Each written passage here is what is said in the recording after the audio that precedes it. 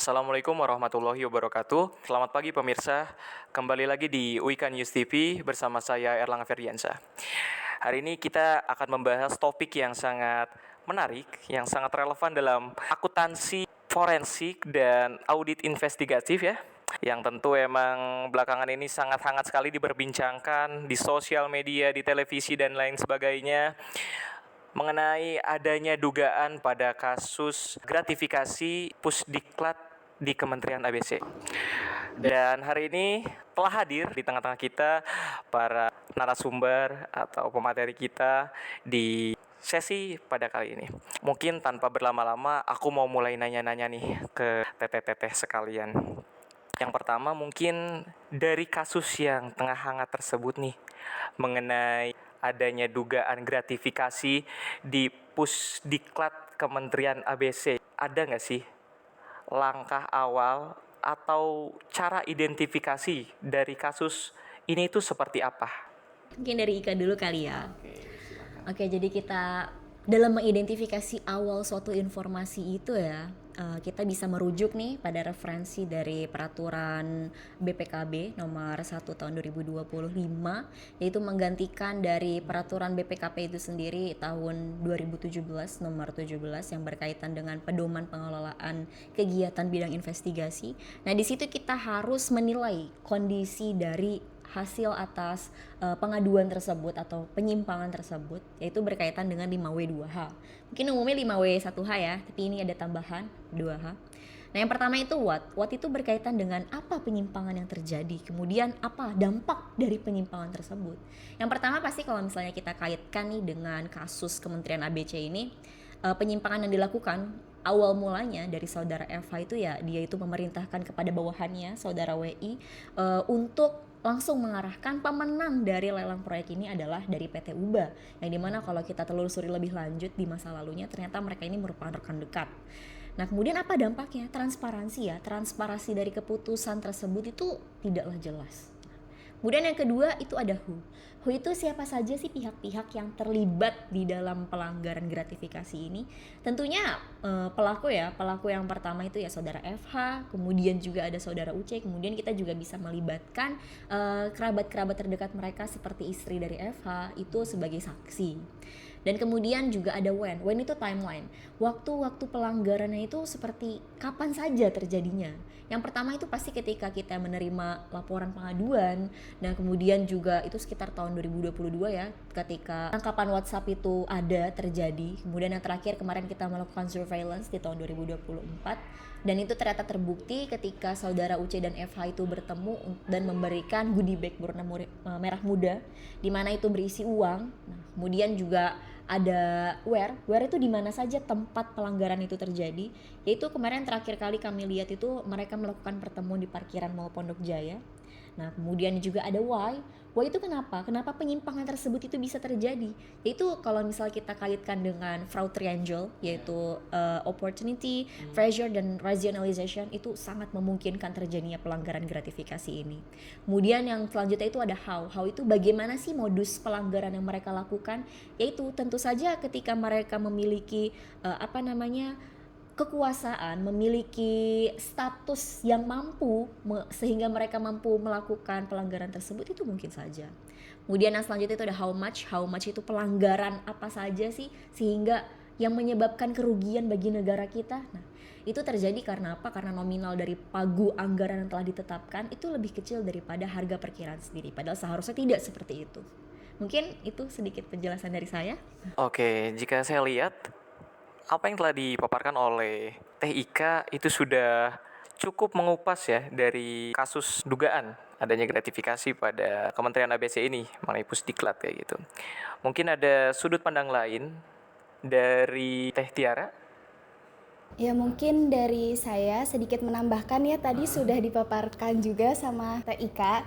Nah, jadi di sini gratifikasi itu kan bukan soal yang sepele ya, apalagi tadi untuk saudara FH sebagai kepala umum di Kementerian ABC. Dia itu memanfaatkan kekuasaannya itu untuk kepentingannya sendiri. Bersama dengan saudara UC, itu kan dia sebagai pemilik PT UBA ya. Jadi dia memanfaatkan dari kekayaan yang dia miliki. sesuai juga berdasarkan dari ketentuan presiden, peraturan presiden di nomor 45 di tahun 2025 itu kan adanya terjadinya perubahan di nomor 16 di tahun 2018. Itu terkait dengan penyalahgunaan wewenang atau kolusi. Nah, dari situ tuh kita udah lihat kalau adanya rekan dekat dari saudara FH dengan saudara UC itu yang sebelumnya udah ada gitu ya. Terus adanya pemberian hadiah juga itu kan sama sekali nggak etis gitu ya. Nah, dari situ justru kita kayak oh ini tuh termasuk salah satu dari bibit adanya satu tindak korupsi. Nah, justru di sini tuh hal yang paling penting itu kan bukan hanya soal itu, tapi kita harus jaga suatu integritas dan kepercayaan dari publiknya sendiri. Mungkin cukup segitu aja. Kalau mungkin dari Kak Tiara itu pentingnya integritas dari suatu instansi sangat erat sekali dan rawan tercemar gitu dengan adanya dugaan kasus gratifikasi ini. Mungkin kalau untuk yang selanjutnya, setelah kita melakukan identifikasi awal gitu, tentu ada langkah-langkah yang bersifat prosedural mengenai kasus ini. Lalu langkah investigasi ya, lebih tepatnya itu seperti apa tuh? Langkah-langkah yang sesuai prosedur, apa yang akan dilakukan?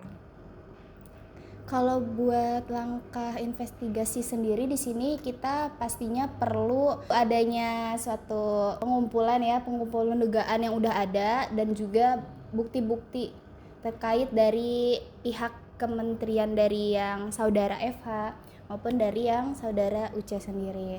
Nah, dari bukti-bukti dan dugaan tersebut itu pasti kita uji lagi dan kita analisis apakah kebenarannya itu udah jelas atau belum. Terus yang berikutnya juga kita evaluasi. Nah, evaluasi dari bukti-bukti yang udah ada. Nah, terus juga kita bisa menelusuri dari media sosial ataupun dari lingkungan yang dia tempati maupun dari yang pihak-pihak eksternalnya juga pasti perlu kita tahu gitu ya.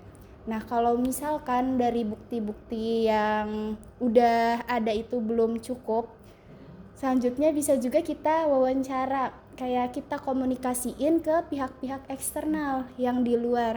Seperti kayak tadi kan bukti dari istrinya yang mengikuti pada saat diberikan hadiah oleh saudara C gitu ya. Mungkin itu aja. Oke. Kalau aku dengar sih tadi mulai dari pengumpulan bukti sampai dengan wawancara dengan keluarga terdekatnya mungkin ya. Tentu dapat disimpulkan hasil dari pembongkaran atau investigasi pada kasus ini tuh tentu ada hasilnya kan ya. Nah, hasilnya itu apa tuh setelah kita lakuin identifikasi awal sampai dengan langkah-langkah investigasi, itu hasilnya kira-kira seperti apa tuh menurut pandangan Kak Ika? Kalau menurut Ika sendiri, hasil yang bisa kita temukan itu ya tender yang dari awal itu memang sudah diarahkan pemenang lelangnya itu siapa. Itu merupakan pelanggaran yang telah terjadi dalam kasus gratifikasi ini.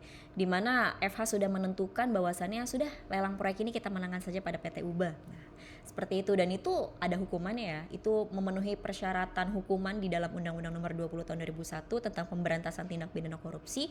Di situ tertulis bahwa hukuman yang akan didapatkan adalah minimal 1 tahun penjara, paling lama itu 50 tahun penjara. Dan kemudian dendanya itu paling kecil 50 juta rupiah dan paling besar itu 1 miliar. Nah, itu juga sebagai akibatnya karena kita tidak pernah tahu ya ketika kita memenangkan lelang proyek kepada PT UBA, apakah PT UBA tersebut itu memiliki pengalaman di bidang proyek dari pembangunan gedung Pusdiklat itu. Kemudian juga terkait pemberian hadiah itu juga termasuk pelanggaran. Demikian.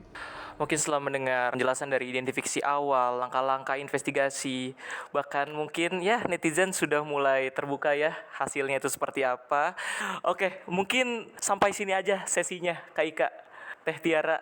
Kalau ada tutur kata yang salah atau kurang berkenan, saya mohon dimaafkan ya pada acara siang hari ini. Mungkin saya akhiri sesi kali ini dengan mengucap lafaz hamdalah ya. Alhamdulillahirabbil alamin ya. Mungkin netizen bisa lega setelah mendengar penjelasan dari pemateri kita ini. Terima kasih. Wassalamualaikum warahmatullahi wabarakatuh.